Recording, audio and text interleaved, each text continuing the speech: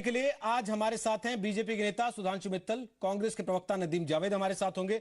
हमारे साथ हैं retired lieutenant general B S Malik और हमारे साथ हैं लेफ्टिनेंट जनरल बीएस जसवाल, दोनों रक्षा मामलों के जानकार हैं। और साथ ही साथ आपको बता दें कि वरिष्ठ पत्रकार वेद प्रताप वैदिक भी हमारे साथ होंगे। सबसे पहले सुधांशु मित्तल, मेरा सवाल सीधे तौर पर आपसे है। बेशक बिलावल भुट्टो अपनी राजनीति चमकाने के लिए पाकिस्तान में ऐसी बात कर रहे होंगे, लेकिन जिस मोड़ पर इस वक्त भारत और पाकिस्तान के रिश्ते खड़े हैं, क्या आपको लगता है कि पाकिस्तान में जिस शख्स को युवराज का दर्जा दिया जाता हो आने वाले वक्त में उसकी बात को नजरअंदाज करना चाहिए?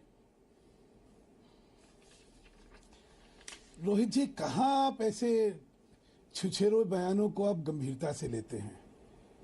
जब मैं ये कहता हूं तो मैं बड़ी जिम्मेदारी के साथ यह बयान दे रहा हूं, उसका कारण बताता हूं।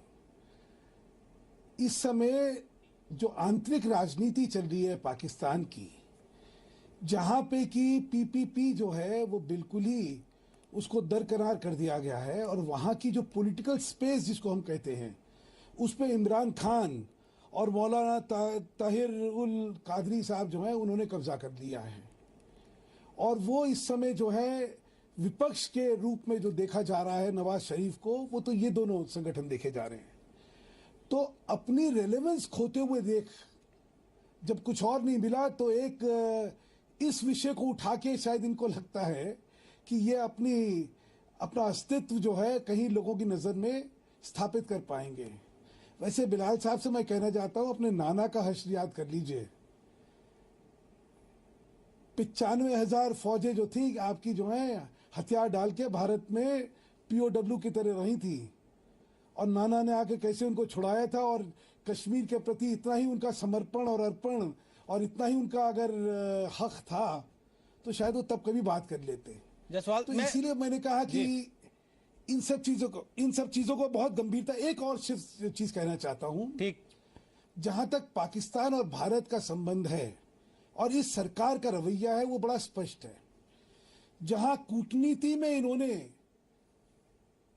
अकूटनीतिक हरकत करी, वहां हमने सचिव स्तरीय की बातचीत को बंद कर दिया। फिर बार बार लाइन ऑफ फैक्चुअल कंट्रोल पे जो गोलाबारी हो रही थी उसका इतना भीषण जवाब दिया गया। सरकार की तरफ से जो था आदेश था कि इनको फ्लैग मार्च करवाने पड़े, इनको वहां पे जो है शांति स्थापित करने के लिए अब संवाद चालू करना पड़ गया। तो भारत जहां तक है वो अपनी प्रभुसत्ता उसको कैसे कायम रखना चाहिए और अपनी प्रभुसत्ता के लिए वो कैसे अडिग रहेगा और कैसा प्रभावी रहेगा, ये सरकार को बहुत अच्छी तरह आता है। और ये सरकार का विषय नहीं है, भारत देश का विषय है जी। मैं पाकिस्तान के विषय में कभी राजनीति नहीं करता हूं, और भारत एक देश की तरह हिंदुस्तान जो है अपनी अस्मिता को बचाना जानता है। ठीक। जहां तक आप कश्मीर का प्रश्न है वो अभिन्न अंग है भारत का। ठीक, और उसमें मुझे नहीं लगता किसी राजनीतिक संगठन में कोई मतभेद है। ओके, और हम लोग अपनी प्रभुसत्ता को कैसे बचाया जाता जानते हैं। ठीक। एक चीज जसवाल साहब, क्या आपको नहीं लगता कि बिलावल भुट्टो को यह बताया जाना चाहिए कि अगर केवल गला फाड़ के चिल्लाने से कश्मीर मिल जाता पाकिस्तान को, तो रैलियों में यह काम तो उनके नाना और उनकी मां खूब कर चुके हैं? आप ठीक कह रहे हैं, बिल्कुल फरमा रहे हैं, और जो मित्तल साहब ने कहा वो बिल्कुल दुरुस्त है। इसको तो हमें गंभीरता से लेना ही नहीं चाहिए। तो इनकी एक हिमाकत है, उन्होंने ये अल्फाज इस्तेमाल किए, मुंह से आवाज भी नहीं निकल रही है, वो हिस्ट्री नहीं जानते हैं, जो कह रहे हैं उसका आउटकम क्या होगा। तीर चला रहे हैं जो निशाने पे नहीं लगे, क्या फायदा। मेरे ख्याल से ये एक सिर्फ पॉलिटिकल रिटोरिक है जिसमें कि वो अपनी पोजीशन कायम करना चाहते हैं पाकिस्तान में, एक फर्वर लाने चाहते हैं वहां पे, जिससे कि उनकी पोजीशन कायम हो। हमें उसके ऊपर ये तो नजरअंदाज कर देना चाहिए, इसका कोई मतलब ही नहीं है। ये कहते रहते हैं, ये पॉलिटिकल रिटोरिक और पॉलिटिकल गरमाइश है उनके अंदर, लेकिन मेरे ख्याल से उनको इतना गैर जिम्मेवार बयान नहीं करना चाहिए, क्योंकि इस वक्त पाकिस्तान और हिंदुस्तान के जो रिश्ते हैं वो बड़े नाजुक हैं। अगर वो ऐसे कहेंगे तो कल को अगर 2018 में अगर ये आते भी हैं पावर में, तो उनकी शुरुआत ही गलत रहेगी हिंदुस्तान के रिश्ते के साथ। जी, हम मलिक साहब मैं आपके पास आऊं, उसके पहले अपने दर्शकों को एक चीज और दिखाना चाहते हैं। वो ये कि भुट्टो परिवार की 3 पीढ़ियां कैसे कश्मीर के सहारे राजनीति करती रही हैं और इसके लिए जुल्फिकार अली भुट्टो और बेनजीर भुट्टो ने कश्मीर के लिए कितने दावे किए जिनको बिलावल आगे बढ़ा रहे हैं। Kashmir is not an integral part of India. It has never been an integral part of India. Jammu and Kashmir is a disputed territory between India and Pakistan. It is more a part of Pakistan than it can ever be with India, with all her eloquence and with all her extravagance with words. The people of Jammu and Kashmir, sir, are part of people of Pakistan. In blood, in flesh, in life, kith and kin of ours, in culture, in geography, in history, in every way and in every form. Kashmir जाए तो वहाँ के अवाम उनके लिए बाहर निकलेंगे। कोई सवाल पैदा नहीं हो सकता है कि उनके लिए निकलेंगे। मैं चैलेंज देती हूँ कि अगर वो समझते हैं कि अवाम नवासाई नहीं चाहते, कश्मीर के बहादुर अवाम मौत से नहीं डरते हैं क्योंकि वो मुसलमान हैं। कश्मीरियों के रगों में वो चाहे हर गाजियों का खून है। कश्मीर के अवाम के रगों में मुजाहिदों का खून है। लबंगे कश्मीर, पूरा कश्मीर, पाकिस्तान का कश्मीर लबंगे। तो सुना आपने 3 पीढ़ियां किस तरीके से पाकिस्तान में भुट्टो परिवार की कश्मीर के नाम पर सियासत करती रही हैं। हमने आपको जुल्फिकार अली भुट्टो का बयान भी सुनाया, बेनजीर भुट्टो का बयान भी सुनाया और अब बिलावल भुट्टो किस तरीके से किस सुर में ये बात कह रहे हैं लोगों के बीच में जाकर, वो बयान भी सुनाया। मलिक साहब, एक चीज पर हम सब सहमत हैं कि ये उनकी राजनीति चमकाने का एक जरिया है, लेकिन क्या वाकई इस बात को इसलिए केवल नजरअंदाज कर दिया जाना चाहिए कि वो अपनी राजनीति चमका रहे हैं, या इस बात को देखा जाना चाहिए कि पाकिस्तान में उस आदमी को राजनीतिक भविष्य के तौर पर भी देखते हैं बहुत से लोग? रोहित, आप जो पहले वक्ता कह चुके हैं, मैं उनकी बात से सहमत हूँ जी। आप इसको देखिए कि उनके नाना और उनके माँ दोनों का क्या अंत हुआ, और वो हुआ फौज के हाथों। इसलिए ये ज़रूरी हो जाता है कि जो तीसरी पीढ़ी के जो बिलावल हैं अभी, वो फौज को अपनी साइड में रखें। तो ये जो शब्द बोले जा रहे हैं, ये फौजी जो है वहाँ पर सुनना चाहेंगे, क्योंकि अभी जो वहाँ पर हालात हैं पाकिस्तान के अंदर, वहाँ राहिल शरीफ साहब जो हैं वो उनका हुक्म चलता है। ये जो कादरी साहब, इमरान साहब का जो ये एक किस्म का जो एजिटेशन चल रहा है, इसके पीछे भी काफ़ी लोग ये मानते हैं कि फ़ौज का हाथ है, यानी कि फ़ौज अभी दोबारा से हावी हो रही है। तो ऐसे मौके पर किसी भी राजनीतिक को अगर वो शांति की बात करता है तो फ़ौज को वो बिल्कुल मंजूर नहीं होगा। तो ये उन्होंने रास्ता चुना है कि जो उनके नाना और उनकी माँ, जो फ़ौज के हाथों जो उनका नुकसान हुआ, वही हशर इनका ना हो। तो उन्होंने पहले से ही वही भाषा बोलनी शुरू कर दी जिससे कि वो फ़ौज के प्यारे बन जाएं, क्योंकि बिना फ़ौज के प्यारे बने हुए उनका राजनीति भविष्य बिल्कुल भी नहीं है। जहाँ तक पॉलिटिक्स का सवाल है, राजनीति का, वहाँ जो शरीफ साहब की जो पार्टी है उसके इतने वोट ज़्यादा हैं कि वहाँ तक पहुँचने के लिए बिलावल, जो कि ज़्यादातर विदेश में रहे हैं, बहुत कम टाइम पाकिस्तान में रहे हैं और पाकिस्तान की राजनीति को बारीकी से नहीं समझते, वो सिर्फ समझते हैं कि किस तरह से ये नारेबाजी की जाए। तो नारेबाजी कर रहे हैं और साथ साथ फ़ौज को खुश करने की कोशिश कर रहे हैं, जिससे कि उनका राजनीति में आना फ़ौज को अखरे ना। ये मैं समझता हूँ कि बिल्कुल राजनीतिक एक बयान है और इसको बिल्कुल भी इम्पोर्टेंस नहीं देनी चाहिए। ये जो अभी प्रोग्राम आपका चल रहा है, इससे उनको एक किस्म की ऑक्सीजन मिल रही है और एक किस्म से इम्पोर्टेंस मिल रही है। एक बड़ी स्ट्रेटेजिक सर्कल में कहा जाता है, बड़ा मस्करा सा एक बयान है जी, कि कश्मीर प्रॉब्लम, कश्मीर हिंदुस्तान के पास है, प्रॉब्लम पाकिस्तान के। तो उसी को लेके वो चिल्लाते रहते हैं हमेशा। तो हमें अपने कश्मीर का भारत का हिस्सा होने के बारे में ना तो कभी कोई शक था, ना है, ना रहेगा। अभी हमें सोचना यह है कि जो पीओके है और जो कि प्रधानमंत्री ने बड़े अच्छे ढंग से कहा कि वहाँ जो ये अभी बारिश के टाइम पर जो परेशानियाँ हुई हैं, हमें उनकी तरफ देखना चाहिए, उनकी मदद करनी चाहिए, क्योंकि वो भी भारत का हिस्सा है। तो हमें उस तरह से इस प्रॉब्लम को देखना चाहिए, जो हमारा है उसको नहीं, पीओके जो कि हमारा हो सकता था और किसी राजनीतिक कूटनीति वजह से नहीं हो सका, उसकी तरफ ध्यान देना चाहिए। लेकिन इस तरह के राजनीतिक बयानबाजी के बीच में हमें बिल्कुल नहीं पड़ना चाहिए। इससे सिर्फ उनको इंपॉर्टेंस मिलती है। नहीं, लेकिन एक बात तो है ना मलिक साहब, आपको बुलाना, जसवाल साहब को बुलाना, भारत की तमाम राजनीतिक पार्टियों को एक मंच पर लाकर बैठाना और उनको ये मैसेज भी तो कन्वे होना चाहिए कि भारत में उनकी इस तरह की बातों को लेकर किस तरीके का रिएक्शन है, और उनको इतिहास याद दिलाना भी तो जरूरी है कि वो इस बात को याद रखें कि पाकिस्तान को कैसे हर बार कश्मीर का सवाल उठाने पर मुंह तोड़ जवाब मिला है। वेद प्रताप वैदिक साहब, क्या कहते हैं आप इस पर? जी, कश्मीर का सवाल पाकिस्तान में कब उठता है? पाकिस्तान में तब उठता है जब पाकिस्तान के नेताओं को कोई और मसला लोगों को पटाने के लिए मिलता नहीं है।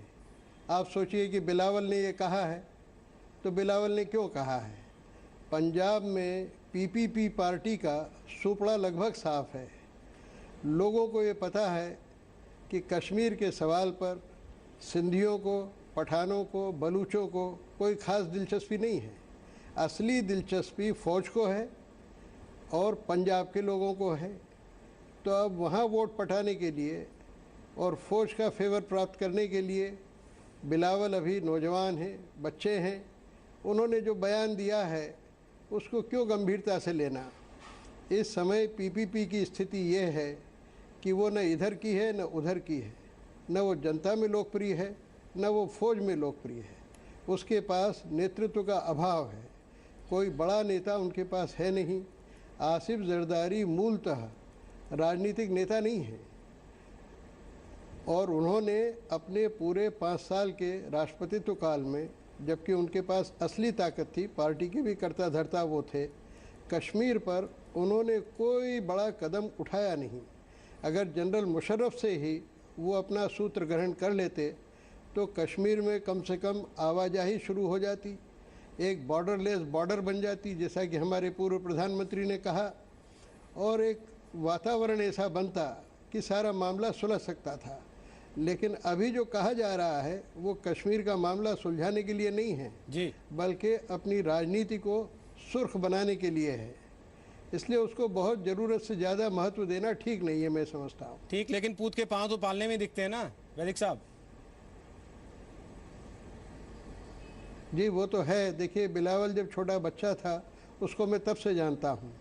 वो दुबई में मेरे बेटे के घर पर अक्सर खाना खाने आया करता था और बाद में भी उससे मुलाकातें हुई हैं। अभी राजनीति में वो उतना भी नहीं समझता है जितना हमारे राहुल गांधी समझते हैं। तो अभी उसको समय लगेगा और धीरे धीरे उसको मालूम पड़ जाएगा कि कश्मीर का मुद्दा कितना, उन्हीं की शब्दों में कहता हूँ, फ़ारसी में इसको बोलते हैं मसनूई, कितना नकली है, कितना कृत्रिम है। मैंने पाकिस्तान के बहुत सारे चुनावों में 10-10, 15-15 दिन रहकर दोनों तरफ के बड़े नेताओं के भाषण सुने हैं। उनके साथ रैलियों में मैं कई बार गया हूँ जी। मैं आपसे सच कहता हूँ कि कभी कभी ऐसा हुआ है कि पूरे के पूरे चुनावों में एक भी नेता ने कश्मीर का नाम तक नहीं लिया है जी। कश्मीर तो मैंने जैसे पहले कहा कि खास परिस्थिति में खास नेताओं के लिए वो खास मुद्दा बन जाता है। वो हमारे यहाँ भी तो वो होता है मान चुके हैं कि अब कश्मीर पे कुछ होना नहीं है। हमारे यहाँ एक दुर्भाग्य की बात यह है कि आज तक हमारे किसी प्रधानमंत्री ने ये खुल के नहीं कहा पाकिस्तान के नेताओं से बात करते हुए जी कि आपका जो कश्मीर है, जो आपका कब्जाया हुआ कश्मीर है, वो आप हमें कब लौटाएंगे, कैसे लौटाएंगे, उसकी प्रक्रिया क्या होगी। ठीक, हम लोग, हमारे नेता लोग, सब लोग शुरू से लेके अभी तक जी सब के सब डिफेंसिव पर रहते हैं। ठीक, मैं ये चाहता हूँ कि पाकिस्तान से जब भी बात हो तो हम ऑफेंसिव ढंग से बात करें। ठीक, हम उनसे कहें कि ये कश्मीर आपने हमसे छीना है। ठीक। वैदिक साहब हमारे साथ और इस इसको वक्त कब वापस करेंगे। जी, हमारे साथ नदीम जावेद भी हैं, कांग्रेस के प्रवक्ता। नदीम, मैं कुछ समय लूंगा आपके पास आने में, क्योंकि हमारे साथ जमीयत उलेमा इस्लामिक के प्रवक्ता मोहम्मद खान अचकज़ई साहब इस वक्त पाकिस्तान से फोन लाइन पर हैं। अचकज़ई, मैं आपसे सीधा एक सवाल पूछना चाहता हूं कि बिलावल भुट्टो को अपनी राजनीति चमकाने के लिए केवल कश्मीर ही क्यों नजर आता है? उनके पास लोकल इश्यूज नहीं है क्या कोई वहां पर? उनके पास और वादे नहीं है क्या लोगों को करने के लिए? मेरा नाम जान अशरफी है। मैं स्पोक्स पर्सन हूँ जमीयत उलमा इस्लाम पाकिस्तान का। जी देखिए, पाकिस्तान और इंडिया के दरमियान जो कोर इशू है वो कश्मीर का है। पाकिस्तान का कोई सियासतदान ना इंडिया का कोई सियासतदान अगर एक इंतखाबी मुल्क में इसका नाम नहीं लेता, इसका मतलब ये नहीं है कि पाकिस्तान और इंडिया के दरमियान ये मसला वजूद में नहीं रखता। पाकिस्तान सिर्फ इस तरह नहीं है बल्कि दुनिया में और बहुत से ममालिक हैं, मसलन तुर्की है जिसके बॉर्डर डिस्प्यूट है 6 ममालिक के साथ। अगर इंतखाबात में जो है ये इशू फिगर नहीं हो रहा, इसका मतलब ये नहीं है कि मसला हल हो गया है। अगर पाकिस्तान और इंडिया ने इक्तिसादी विजन के तहत जनूबी एशिया में प्रोग्रेस की एक नए दौर में दाखिल होना है, उसके लिए इम्पोर्टेंट ये है कि दोनों ममालिक के दरमियान जो अब तक कोर इशू है वो अगर हल नहीं होता, तिजारत यहाँ पे जान मोहम्मद साहब, मेरे ख्याल में जान मोहम्मद साहब रहेगा जान मोहम्मद साहब एशिया में, और ये सिर्फ पाकिस्तान के साथ भी नहीं है, जान मोहम्मद जी, इसी तरह जो छोटे ममालिक है साउथ एशिया का उनके साथ जान मोहम्मद जी उठा रहे हैं। जान मोहम्मद जी होना चाहिए और जान मोहम्मद जी उसके लिए भारी जिम्मेदारी है कि वो जान मोहम्मद जी जान मोहम्मद जी नवाज शरीफ साहब को सरकार अपनी बचानी मुश्किल हो रही है, चलाना तो दूर की बात है, और आप कह रहे हैं कि कोर इशू कश्मीर है। कोर इशू तो आपको पहले अपने घर में देखना चाहिए ना। देखिए, पाकिस्तान की तमाम नहीं, एक अगर आप मुझे बोलने की इजाजत दे, अशक जी साहब से मैं बात करना चाहता हूँ। जी जरूर कराऊंगा। मुल्क है, यहाँ पे जो है आईन की बालादस्ती है, यहाँ पे जो है पार्लियामेंट की बालादस्ती है। जो आप कह रहे हैं कि नवाज शरीफ को आप मत बचाने की है, मेरे ख्याल में ये आपकी राय हो सकती है। अपनी राय पे आप कायम रहिए। पाकिस्तान के तमाम आवाम की एक राय है कि पाकिस्तान को डेमोक्रेटिक रास्ते पे चलना चाहिए, और इसके लिए पाकिस्तान के तमाम इदारों ने इस बात की यकीनदानी और सैंक्टिटी इंश्योर की है सर, कि पाकिस्तान जमहूरी राह पे चलता रहे। सर, और सर दुनिया ने सच देख लिया जब 10 दिन पहले कश्मीर डूब रहा था। पाकिस्तान में जमहूरियत गिरेल ना हो, इसमें पाकिस्तान के तमाम स्टेक होल्डर जानत के जरिए पूरी दुनिया ने सब सच देख लिया जब 10 दिन पहले कश्मीर डूब रहा था और पाकिस्तान के पास इतना कुछ नहीं था कि वो 4 लोग वहां से बचा सकता। आपके सांसदों को हमारी फौज ने बचाया वहां से, और आज बिलावल भुट्टो जो वहां पर वजीर आजम होना चाहते हैं आने वाले वक्त में, वो ये कहते हैं कि हम पूरा का पूरा कश्मीर ला देंगे। डूबा हुआ है, चनाब वहां से शुरू होता है। वैदिक साहब मेरे साथ हैं, जानत के जरिए मेरे साथ वेद प्रताप वैदिक हैं, वो आपसे बात करना चाहते हैं सीधे। जान साहब एक चीज कहना चाहता हूँ, एक शेर बड़ा अच्छा था। जी बोलिए बोलिए बोलिए। जैन साहब आपके लिए एक शेर बड़ा अच्छा है, सबको मालूम है जन्नत की हकीकत, लेकिन दिल के खुश रखने को गालिब ये ख्याल अच्छा है। वैदिक साहब आप अपनी बात कह सकते हैं उनसे। एक भ्रम में जिंदगी बिताना चाहते हैं, बिताते रहिए। अपने घर की समस्या संभालने के लिए कश्मीर का नाम लेना चाहते लेते रहिए। आप भी जानते हैं, हमें भी सत्य पता है आपकी क्या हैसियत है, आपके आर्मी की क्या हैसियत है, आपकी राजनीति की क्या हैसियत है, आप भी जानते हैं, हम भी जानते हैं। अच्छा, और एक और आपको बता देता हूँ, हिंदुस्तान के आवाम की मानसिकता में जो है पाकिस्तान और आपका देश जो है कहीं आता नहीं है, लेकिन आपकी मानसिकता में हम लोग इतने बड़े हैं कि पीछे नहीं। आपकी संस्कृति, आपका मनोरंजन, आपका माइंड स्पेस जो है वो ऑब्सेस्ड है इंडिया से, हमारा नहीं है। क्या किरदार है पाकिस्तान और इंडिया के दरमियान, जो रोल है उनका क्या है, जो बांग्लादेश के साथ मसाइल है उनके लिए क्या किरदार अदा किया है, आपकी सियासी लीडरशिप में क्या किरदार अदा किया है। आप इंडिया तो इस वक्त एक रीजनल डायलॉग करेंगे तो बहुत अच्छा होगा। यही है, और ये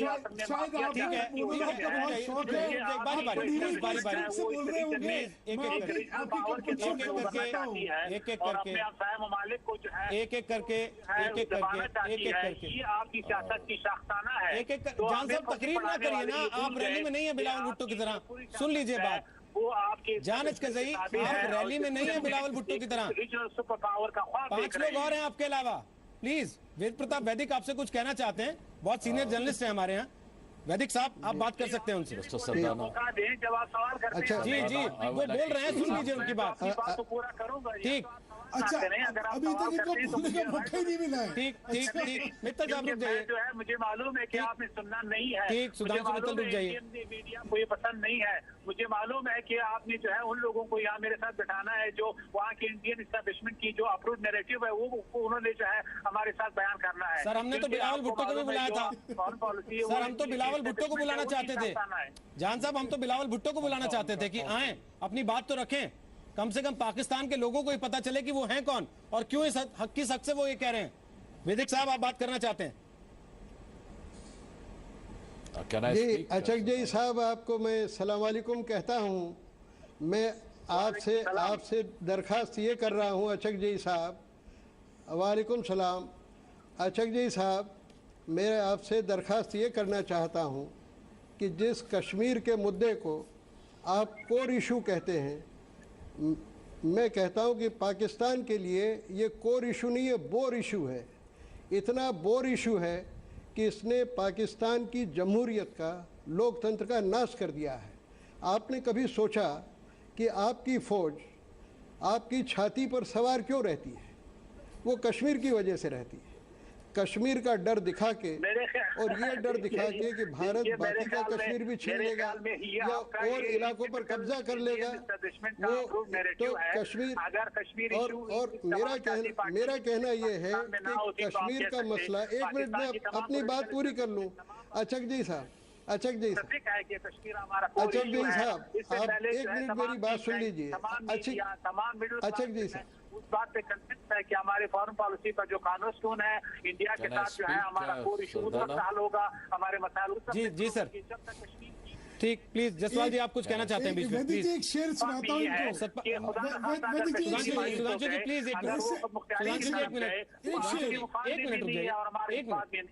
लिहाजा ये जिंगोइस्टिक पोजीशन लेने से मसाइल हल नहीं होते और सिर्फ ये समझ लेना कि सर मसले ऐसे हल होते हैं जैसे बिलावल भुट्टो वहां चिल्ला रहे हैं गला फाड़ फाड़ कर, ऐसे मसले हल होते हैं क्या? आप इतने सीनियर आदमी होकर ऐसी बात कर रहे हैं। मित्तल साहब एक मिनट रुक जाइए। मित्तल साहब, ठीक है, उन्होंने कह तो दिया कि कोर मसाइल नहीं बोर मसाइल है, जिसको आप कोर बताते हैं वो बोर हो चुके हैं लोगों से। जसवाल साहब बोलिए। मालूम है कि आपकी कैपेबिलिटी जिंगोइस्टिक है, आपको मालूम है कि इसीलिए कैंपाइन को दबाया जाए, जो साउथ एशिया में रीजनल, जो आपका रीजनल पावर बनने का ड्रीम है वो पूरा हो जाए। सर पहले तरीके से जसवाल साहब बोलिए अपनी बात। पाकिस्तान में नहीं चाहेगा कि कोई इशू हल ना हो, कौन नहीं चाहेगा।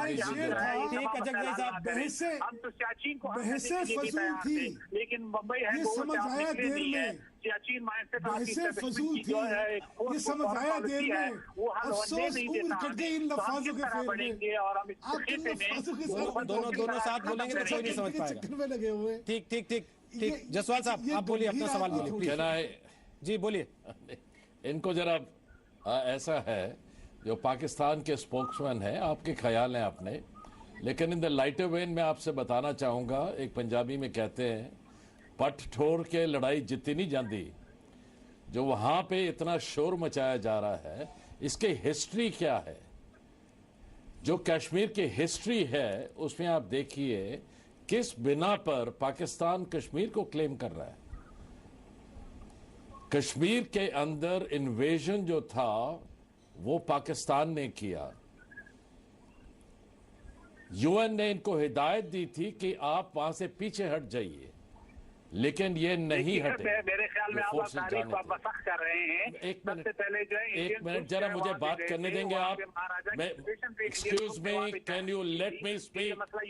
आप अपना गला क्लियर कर रहे हैं, ये देखिए, आप मेरे को बात करनी दीजिए, उसके बाद बात कीजिए। आप जो आपका पॉइंट है बाद में दीजिए।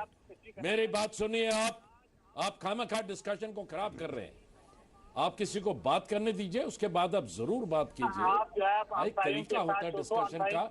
ये हम गली में कोई लड़ाई नहीं कर रहे हैं या नहीं, हम या सिर्फ ये कि अपनी इक्तिसादी तरक्की के बलबूते पे मेरी बात सुनिए, आप किसी और को बातचीत करने देंगे या नहीं? अचकज़ई साहब, अचकज़ई साहब प्लीज, खर्चात है वो हल नहीं करेंगे। अचकज़ई साहब प्लीज, आप ऐसे कर रहे हैं कि बिलावल भुट्टो की तरह आप भी लिख कर लाए और आपको पूरा पढ़कर जाना ही जाना। अचकज़ई साहब रुक जाइए, ऐसे मत कीजिए। ये तो नहीं हो सकता। वो आपसे बात कर रहे हैं, कुछ कह रहे हैं, आप उसको सुनने के बजाय के तमाम सिक्योरिटी नहीं, तो हमें ब्रेक लेना पड़ेगा। अगर आप एक तरफा भाषण देना चाहते हैं तो वो नहीं हो पाएगा, हमें ब्रेक लेना पड़ेगा। अगर आपको लगता है कि बिलावल भुट्टो की तरह आपको तकरीर पढ़कर जाना है इस रैली में, तो वो मुमकिन नहीं है। प्लीज, हम छोटा सा ब्रेक ले रहे हैं, ताल ठोक के जारी रहेगा। हम ब्रेक ले लेते हैं, छोटे से ब्रेक के बाद वापस आते हैं। ब्रेक के बाद वापस आते हैं, इस चर्चा को आगे बढ़ाएंगे। आप सीधा सवाल, आज पाकिस्तान में बिलावल भुट्टो ने मुल्तान में एक बयान दिया, जिसके बाद लगातार यह सवाल उठ रहा है कि बेशक राजनीतिक हैसियत पाकिस्तान में इस वक्त बिलावल भुट्टो की सिर्फ एक राजनीतिक पार्टी के नेता के तौर पर हो, लेकिन भविष्य की राजनीति में अगर बिलावल भुट्टो की कोई जगह बनती है तो क्या भारत के प्रति उनका यह रवैया होगा जैसा आज रैली में दिखाई दिया है। वैसे बड़ा सवाल यह भी है कि जब तीनों पीढ़ियां भुट्टो परिवार की इसी तरीके का रवैया रखती रही हैं हमेशा कश्मीर को लेकर, तो क्या भारत को इस मसले को सीरियसली नहीं उठाना चाहिए। आपको सुनवाते हैं पहले इन तीन पीढ़ियों के बोल कश्मीर को लेकर कैसे रहे भुट्टो परिवार की।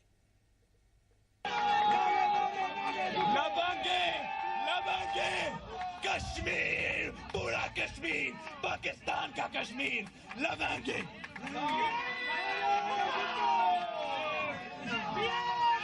और जिंसू जनूबी पंजाबी कश्मीर जाए तो वहाँ के अवाम उनके लिए बाहर निकलेंगे। सवाल पैदा नहीं हो सकता है कि उनके लिए निकलेंगे। मैं चैलेंज देती हूँ कि अगर वो समझते हैं कि अवाम व्यवसाय नहीं चाहते, कश्मीर के बहादुर अवाम मौत से नहीं डरते हैं क्योंकि वो मुसलमान हैं। कश्मीरियों के रगों में मुजाहिद और गाजियों का खून है। कश्मीर के अवाम के रगों में मुजाहिदों का खून है। Not an integral part of India. It has never been an integral part of India. Jammu and Kashmir is a disputed territory between India and Pakistan. It is more a part of Pakistan than it can ever be with India, with all her eloquence and with all her extravagance with words. The people of Jammu and Kashmir, sir, are part of people of Pakistan. In blood, in flesh, in life, kith and kin of ours. In culture, in geography, in history, in every way and in every form. जी, तो सुना आपने, तीनों पीढ़ियों के नेता हैं ये भुट्टो परिवार की, और इस तरीके की भाषा है। बीजेपी के नेता सुधांशु मित्तल हैं, कांग्रेस के प्रवक्ता नदीम जावेद हैं, रक्षा विशेषज्ञ दो हमारे साथ हैं, retired lieutenant general B S Malik और retired lieutenant general B S Jaswal साहब, और वरिष्ठ पत्रकार वेद प्रताप वैदिक। नदीम जावेद, पूरी बात आपने सुनी है, सब पैनलिस्ट की बात भी आप शायद सुन चुके हैं, और पाकिस्तान से जो सज्जन हमारे साथ थे जो कि नहीं चाहते थे कि उनके अलावा किसी और की बात सुनाई दे, वो भी आपने सुन ली। क्या आपको लगता है कि अगर इस तरीके का रवैया है तो भारत को सीरियसली नहीं लेना चाहिए पाकिस्तान में जिस तरीके की तकरीरें हो रही हैं, जिस तरीके के भाषण दिए जा रहे हैं उनको?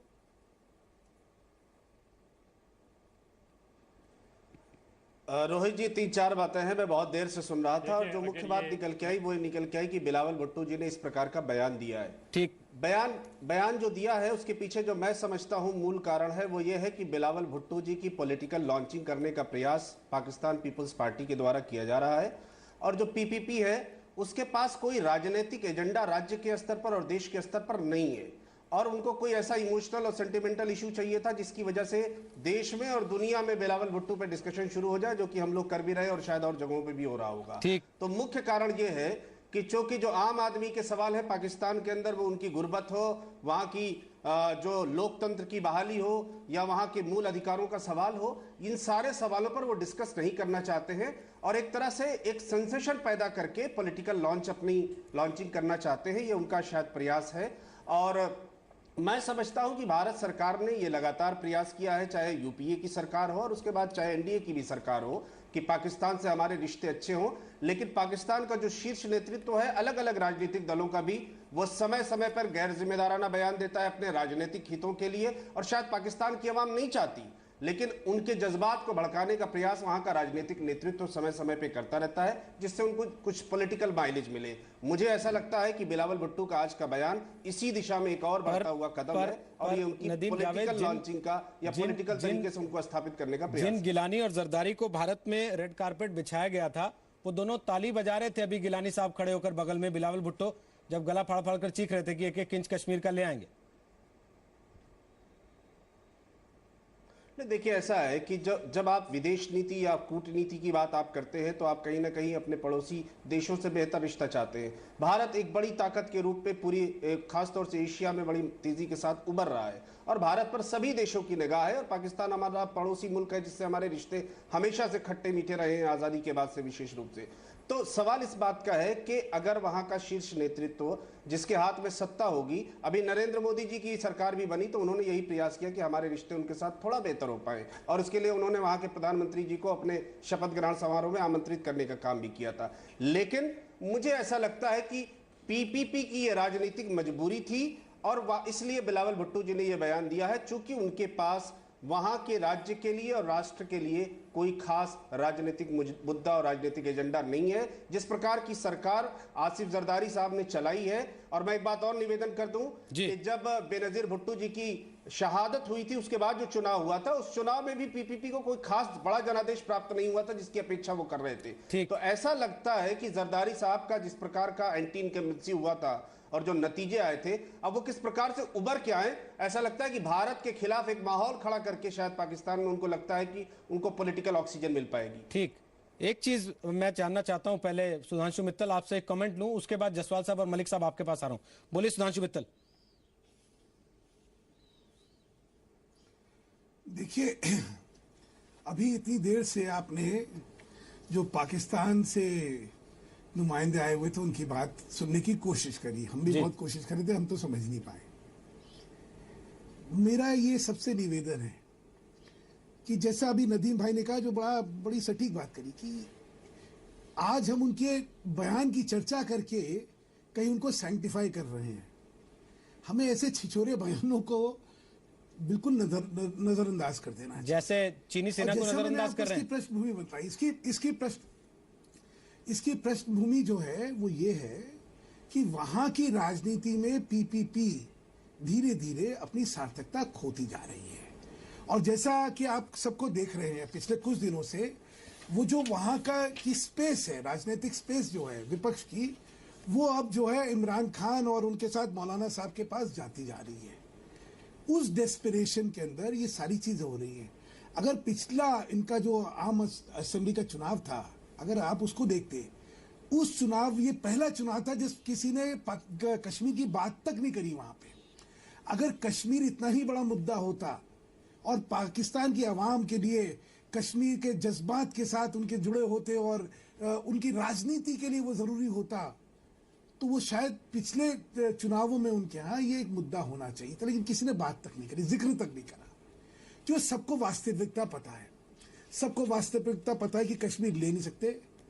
भारत, हिंदुस्तान की फौजें इतनी बरकरार हैं कि वो कभी देंगे नहीं, और इसको सिर्फ हल्ला मचाने के अलावा उनके पास। पर मैं एक चीज पूछना चाहता हूं, मलिक साहब, ये एहसास करते हुए, नहीं, आपने अपनी बात कही है, मेरा सवाल है, एहसास करते हुए उन्होंने इस बार चुनावों में उसका जिक्र तक नहीं करा। ठीक है, लेकिन अब की बार क्योंकि एक बार दोबारा उनके पास एक मजबूरी हो गई, इसलिए हल्ला मचाया जा रहा है। नहीं तो लेकिन एक बात ये भी तो देखनी पड़ेगी ना, एक बात ये भी तो देखनी पड़ेगी ना मलिक साहब, अगर हमारे पास पॉलिटिकल विल उनको दिखती, अगर उनको लगता कि हमारे राजनीतिक नेतृत्व की इच्छा शक्ति इतनी मजबूत है कि हम ऐसी बातें करेंगे तो उधर से करारा जवाब आएगा, तो वो ऐसी बातें ना करते। उनको दिखता है कि यहाँ कमजोरियां हैं, उनको दिखता है कि यहाँ उस तरीके की बातें नहीं है राजनीतिक नेतृत्व के स्तर पर जो हमें जवाब दे पाए, इसलिए वहां ऐसी बातें होती हैं। मलिक साहब। नहीं, रोहित, ये जो आपने सवाल कहा था, अभी आपने बीच में थोड़ा सा चाइना का भी इशारा किया जी, जब आप सवाल करे थे, मित्तल साहब से बात करे थे, उन्होंने नजरअंदाज कर दिया उसको। एक चीज पे ध्यान देना चाहिए कि नजरअंदाज कर जाए कोई बात नहीं, मैं उसको सामने लाता हूँ। देखिए, सवाल उठता है कि हमारी जो दशा अभी क्या है, हमारी जो सैनिक अवस्था है उसमें वाकई कमजोरी है, इसमें कोई दो राय नहीं हो सकती। लेकिन ये जो मौके होते हैं, जैसे कि पाकिस्तान में अभी मौका है पीपीपी को उभर कर वापस आने का, उधर प्रेसिडेंट आए हुए हैं हमारे यहाँ चीन के, तो इन मौक़ों का जो भी पुराने इशू हैं उनको सामने लाया जाता है। नहीं तो मैं नहीं समझता कि चीन जो है, जबकि उनके प्रेसिडेंट साहब यहाँ आए हुए हैं, वो ठीक समय है कि इस तरह की हरकत बॉर्डर पे की जाए। तो यही हाल हम देख रहे हैं यहाँ पर अभी पाकिस्तान में। और आपको ये सुन के बड़ा अजीब लगेगा कि उनका जो असली नारा था, जो कि सिंधी भाषा में उन्होंने किया, वो था मारसून मारसून पंजाब ना दारसून, यानी कि हम we will die but not surrender Punjab. तो बिलावल साहब जो है एक तरफ तो पंजाब यानी कि पहले पंजाब पर कब्जा करना चाहते हैं, अपने पंजाब पर, वो तो उनके हाथ में है नहीं जी। वहां तो राजनीतिक जो प्रभाव है किसी दूसरी पार्टी का है, बीच में वो कश्मीर को लाने की कोशिश कर रहे हैं। और बीच बीच में अगर आपने ध्यान दिया होगा तो वो पंजाब की भी बात करते जा रहे हैं। तो ये है कि दो मुद्दों को उठा रहे हैं जी। एक जगह तो जहां वो अपनी राजनीति बढ़ाना चाहते हैं वो क्या है, उनका पाकिस्तान का जो पंजाब का इलाका है, ठीक, उसके लिए जो सहारा ले रहे हैं वो ले रहे हैं वो कश्मीर का। ठीक। तो जहां तक बिलावल साहब का है, ये नौसीखिए हैं पॉलिटिक्स में, और बाकी लोग जो हैं वो उनको एक मौका दे रहे हैं कि किसी वजह से सामने आए।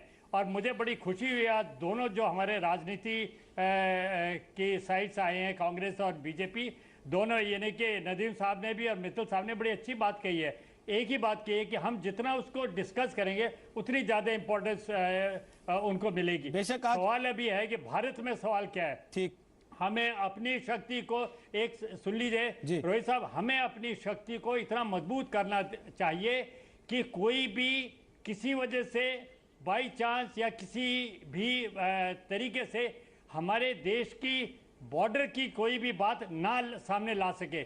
चीन को क्यों मौका मिलता है, पाकिस्तान को क्यों मौका मिलता है, सबको पता है। हमारे 2 लाख करोड़ के आर्म्स एम्युनिशन इक्विपमेंट की कमी है। और ये जो नई सरकार है, बड़ी अच्छी बात है, बातें तो बहुत है, लेकिन डिफेंस बजट सिर्फ 0.03% बढ़ा है जी। मानता हूं कि ये एकदम से सब कुछ नहीं हो सकता, लेकिन ये कमजोरी जो है इन पॉलिटिकल बयानों में है। मजाल है कि किसी महाशक्ति के बारे में कोई इस तरह की बॉर्डर के बारे में कोई सवाल करे, यानी कि आए हैं वहां के प्रेसिडेंट भारत में और बॉर्डर पे ये सब तमाशा चल रहा है, ये बड़ा अजीब लगता है। लेकिन अगर हम वाकई महाशक्ति बनना चाहते हैं तो हमें ध्यान देना पड़ेगा, बातों के अलावा करनी, हमारी कथनी नहीं, हमारी करनी की तरफ ध्यान देना पड़ेगा। और हमारे अपनी सैन्य जो हमारी अवस्था है उसकी तरफ उसको सुधारना पड़ेगा। ठीक है सर, मजबूत कर लें कि किसी की हिम्मत ना होगी हमें तरफ आग उठाए या हमें अपनी राजनीति का एक हिस्सा बनाए। सर मुझे 2 सवाल और लेने हैं, बहुत छोटे छोटे आंसर्स में चाहूंगा। जसवाल साहब एक आपसे और उसके बाद वेद प्रताप वैदिक साहब से आखिरी सवाल चाहूंगा। जसवाल साहब, क्या सॉल्यूशन फौज के पास है या सॉल्यूशन सरकार के पास है, ताकि दोबारा इस तरह के बयान देने की हिम्मत ना पड़े उधर किसी की? देखिए, ये जो है एक डिप्लोमेटिक लेवल का, सरकार का लेवल का सवाल है। जो भी सरकार हमें हुक्म देगी उस पर हम तामील करेंगे। फौज के पास इतनी शक्ति इस वक्त है कि अगर हम सबक सिखाना चाहें तो हम सिखा सकते हैं, बशर्ते हमें गवर्नमेंट का हुक्म हो। तो ये डिसीजन जो है टू गो टू वॉर एक फौज का डिसीजन नहीं होता है, सबक सिखाने का फौज का डिसीजन नहीं होता है, ये गवर्नमेंट लेवल का डिसीजन है। हाँ, लोकल टैक्टिकल लेवल पे अगर कोई डिसीजन लेना हो तो हम खुद ब खुद ले लेते हैं, हमको गवर्नमेंट ने सैंक्शन दी हुई है जी। लेकिन ये मेजर डिसीजन है कि इस चीज को कैसे डील किया जाए, वो गवर्नमेंट के ऊपर रहेगा। ठीक, आखिरी कमेंट वेद प्रताप वैदिक साहब। स्कॉटलैंड का रेफरेंडम जब अगेंस्ट चला गया स्कॉटलैंड की आजादी के, तो कश्मीर में कई ऐसे नेता थे जो बड़े दुखी हो गए, क्योंकि उनको लग रहा था कि इसको हम नजीर की तरह रखेंगे और कहेंगे कि आप यहाँ रेफरेंडम करा लीजिए, यहाँ के लोगों से पूछ लीजिए।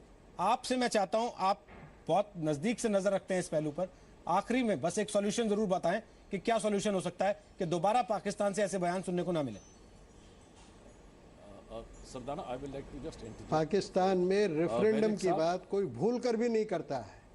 स्वयं बेनजीर भुट्टो ने रेफरेंडम के खिलाफ बोला है, क्योंकि रेफरेंडम की पहली शर्त यह है कि पाकिस्तान एक एक फौजी को अपने कब्जाए हुए कश्मीर से अलग करे। इस बात को कोई पाकिस्तानी सरकार मानने को तैयार नहीं है। और अब रेफरेंडम इसलिए बेमानी हो गया है कि हमारे कश्मीर में बराबर लोकतांत्रिक चुनाव होते हैं और उनमें बहुत लोग पार्टिसिपेट करते हैं और लोकतांत्रिक सरकारें चलती हैं और कश्मीर हमारा अभिन्न अंग है। असली प्रश्न तो ये है कि जिस कश्मीर पर, कश्मीर के जिस हिस्से पर पाकिस्तान का कब्जा है उसको लेने की बात हमारी सरकार और हमारी जनता कब करेगी। और ये जो बिलावल वगैरह की बातचीत है, ये तो बहुत मामूली स्तर की बातचीत है। मैं समझता हूँ कि भारत सरकार इस पर अपनी प्रतिक्रिया क्यों करे। ठीक, इस पे प्रतिक्रिया करने की जरूरत नहीं है, ठीक। लेकिन इस बहाने आपने बहस कराई, ठीक। ये बहुत अच्छा है। बड़े रोहित जी, बड़े एक बुनियादी सेकंड, मुद्दों एक पर चीज बात और हो कहना गई। चाहता हूं। जी सर, समय खत्म हो गया। मित्तल साहब 10 सेकंड में अगर आप कह पाए तो। एक आखिरी। जी हाँ रोहित जी, एक तो बात है कि बिलावल जो है राजनीति में अभी इतने सार्थक ही नहीं है कि भारत की सरकार को उस पर जवाब देना चाहिए। ठीक। दूसरा, वो शेर सुनाई नहीं दिया होगा, बहसे फजूल थी ये खुला हाल देर में, जी अफसोस उम्र कट गई लफ्फाजों के फेर में। अब पाकिस्तान की लफ्फाजी के प्रति हम लोग बहुत संवेदनशील हो जाए तो नहीं, मुझे लगता है। चलिए बहुत बहुत शुक्रिया ये आप अपनी राजनीति के लिए सब लफ्फाजी लोगों का करते रहे, करने बहुत दीजिए। बहुत शुक्रिया। मुझे लगता है इस शेर ने काफी कुछ कह दिया है। बहुत बहुत शुक्रिया आप सबका ताल ठोके में शामिल होने के लिए। फिलहाल एक छोटा सा ब्रेक ले रहे हैं, लेकिन ब्रेक के बाद भी खबरें जी न्यूज पर जारी रहेंगी।